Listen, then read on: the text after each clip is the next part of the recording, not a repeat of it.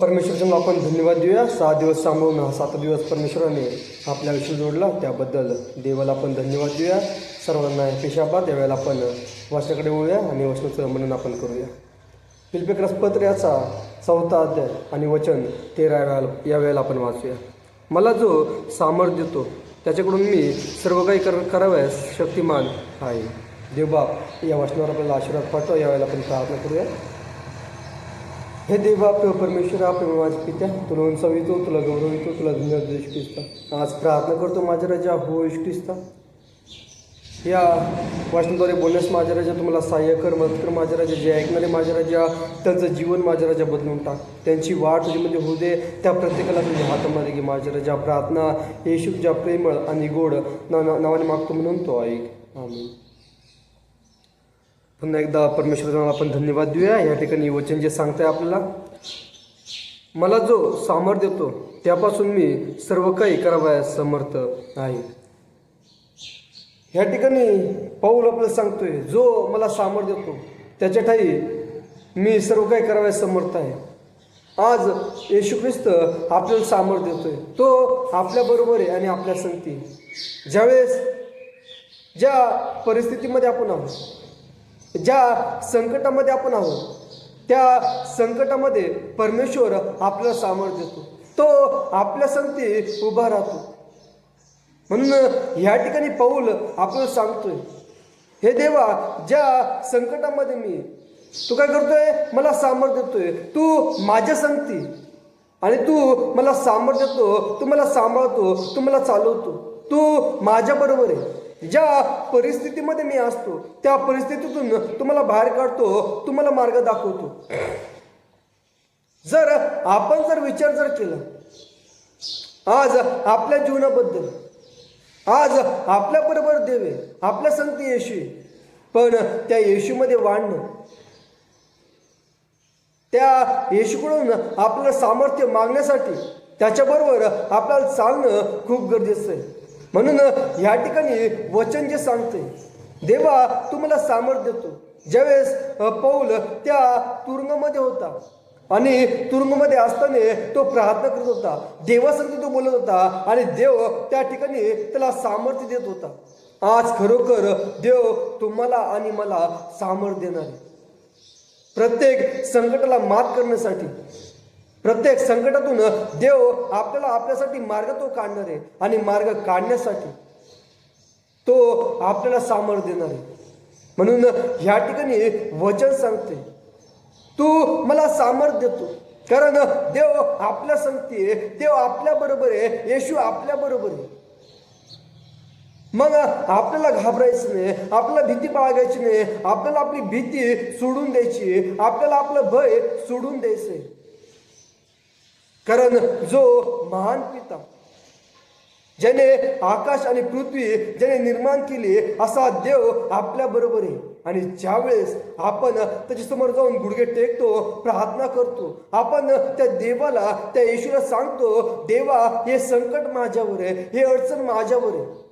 या संकटामधून आणि ह्या अडचणीमधून तुम्हाला बाहेर काढ, तुम्हाला सामर्थ्य, मला शक्ती दे.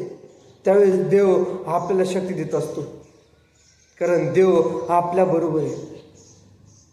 तो सामर्थ्य देणार आहे, शक्ती देणार आहे. पण आपण जर भीत राहिलो, आपण जर घाबरत राहिलो, त्या संकटाला, त्या अडचणीला आपण जर सामोरे जात नसलो, तर देव आपल्याला सहाय्य करणार नाही. पण ज्यावेळेस त्या संकटाला आपण सामोरं जाऊन त्या देवाकडे आपण सामर्थ्य मागतोय, त्यावेळेस तो आपल्याला सामर्थ्य देणार आहे. तो आपल्या बरोबर, आपल्या संगती तो राहणार आहे त्या संकटामध्ये, त्या अडचणीमध्ये. म्हणून घाबरून जाऊ नका. ज्यावेळेस पौलाला त्या तुरुंगामध्ये टाकलेलं होतं, तो घाबरला नाही. त्याने गुडघे टेकले, प्रार्थना तो करायला लागला, देवाचं गायन तो करायला लागला, गौरव तो करायला लागला आणि ते तुरुंगाचे दरवाजे तुटून गेले. का? कारण त्याच्या प्रार्थनेने खरोखर परमेश्वर आपल्या बरोबर आहे. ज्यावेळेस आपण देवाकडे जातो, ज्यावेळेस देवाला आपण सांगतो, त्यावेळेस देव आपली प्रार्थना ऐकत असतो. आपण बघितलं, एक श्रीमंत व्यक्ती होता, त्याला कुठंच शांती मिळत नव्हती. त्याच्याकडे पैसा होता, संपत्ती होती, सर्व काही त्याच्याकडे होतं, मोठा बंगला त्याच्याकडे होता, पण समाधान त्या घरामध्ये, त्या संपत्तीमध्ये, त्याच्या कामामध्ये, त्याच्या व्यवसायामध्ये त्याला त्या ठिकाणी शांती मिळत नव्हती. आणि प्रत्येक ठिकाणी तो शांती शोधत होता, मला कुठेतरी शांती मिळेल. आणि त्याला कळलं एका एका ठिकाणी, एका खेड्यामध्ये एक साधू राहतो. आणि तो साधू खूप आनंदी, खूप सुखी, खूप समाधानी. आणि त्याच्याकडे जाऊन मला विचारायचं आहे, तू इतका समाधानी कसा? त्यावेळेस तो साधू, तो श्रीमंत त्या साधूकडे जातो आणि साधूकडे गेल्यानंतर त्या साधूला सांगतो, माझ्याकडे संपत्ती, माझ्याकडे पैसा खूप आहे, सर्व काही माझ्याकडे आहे, पण शांती माझ्याकडे नाही. आणि शांती मिळण्यासाठी मला काय करावं लागेल? साधू त्याला म्हटले, तुला ही वाटी देतो आणि या वाटीमध्ये तेल टाक आणि तेल पूर्ण त्या वाटीच्या काठोकाठ भरलं पाहिजे. आणि पूर्ण गावाला तू काय कर, चक्कर मार. पण चक्कर मारत असताना त्या वाटीतला एकही थेंब जमिनीवर पडला नाही पाहिजे. ज्यावेळेस त्या श्रीमंत व्यक्तीने ऐकलं, तो म्हटला, ठीक आहे. सकाळीच तू उठला, वाटी घेतली, वाटीत तेल भरलं, काठोकाठ ती भरली आणि तो त्या गावाला चक्कर मारायला लागला. हळूहळू हळूहळू तुझं लक्ष कुठंच नव्हतं, त्याचं लक्ष फक्त त्या वाटीकडं, त्या तेलाकडं त्याचं लक्ष होतं. आणि सर्व गावाला तो चक्कर मारून आला आणि साधूकडं पुन्हा आला.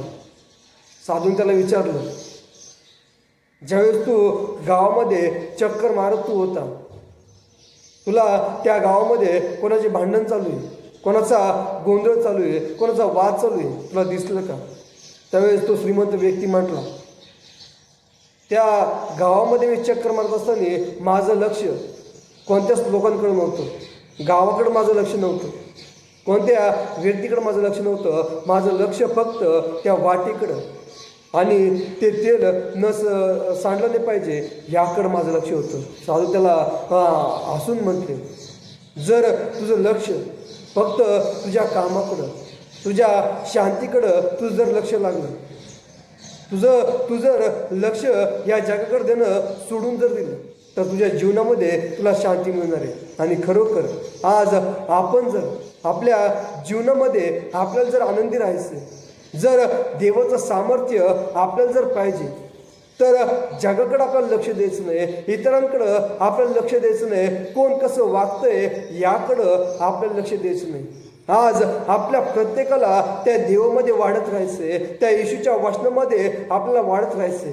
कारण सामर्थ्य देणार तो आहे, शक्ती देणारा तो आहे, तो आपल्याबरोबर आहे, तो आपल्या संगती. जर आज आपल्याला शांती पाहिजे, आज आपल्याला समाधान जर पाहिजे, तर आपल्याला त्या देवाच्या वचनामध्ये आपल्याला वाढत जायचं आहे. कारण ज्यावेळेस आपल्यावर संकट येतील, ज्यावेळेस आपल्यावर अडचणी येतील, त्या अडचणीतून आणि त्या संकटातून देव आपल्याला बाहेर काढणार आहे. जर आपण तिमोथेला दुसरे पत्र याचा पहिला अध्याय जर बघितला आणि वचन 7 आपण बघूया. कारण देवाने आपल्याला भित्रेपणाचा नव्हे तर सामर्थ्याचा, प्रीतीचा व संयमनाचा आत्मा दिला आहे. या ठिकाणी पौल आपल्याला पुन्हा सांगतो, देवाने आपल्याला भित्रेपणाचा नव्हे तर सामर्थ्याचा, संयमनाचा आणि प्रीतीचा आत्मा आपल्याला दिलेला आहे. बऱ्याचदा ज्यावेळेस आपण संकटामध्ये असतो, ज्यावेळेस आपण अडचणीमध्ये असतो, आपण घाबरून जातो. पण ज्यावेळेस आपण आपला विश्वास त्या देवावर ठेवतो, आपण आपल्या धैर्यावर संयम आपण ठेवतो, ज्या गरजा आहे, ज्या गोष्टीच्या माग आपल्याला आपण लागलेलो आहे त्याच्यावर आपण संयम ठेवतो, त्यावेळेस ती गोष्ट आपल्याला मिळते. म्हणून घाबरून जायचं नाही. जो व्यवसाय आपण करतोय, ज्या व्यवसायाला आपण सुरुवात करतोय आणि सुरुवात करत असताना जर आपण घाबरून जर गेलो, आपण जर भिलो, तर तो व्यवसाय आपला व्यवस्थित सुरू होणार नाही. पण आपण जर संयम ठेवला, आपण जर विश्वास ठेवला आणि त्या विश्वासाने आपण पुढे जर जात जर राहिलो, आणि आपल्याकडे जर प्रेम जर असलं, जे काही आपण सुरू केलेलं आहे ते सर्व काय आपल्याला मिळणार आहे. फक्त आपल्याला गरज देवामध्ये वाढण्याची, देवाच्या वचनामध्ये आणि देवाच्या आज्ञेमध्ये. आज आपल्याला विचार करायचा आहे, खरोखर माझ्यावर संकट आलं, पण ज्यावेळेस मी देवाकडे धावा करतो, देव माझी प्रार्थना ऐकत असतो. खरोखर देव आपल्या संगती आपल्याबरोबर आहे आणि आपल्याबरोबर राहण्यासाठी त्याच्यामध्ये वाढणं खूप गरजेचं आहे. देवबाप या वचनावर आपल्याला आशीर्वाद पाठवा.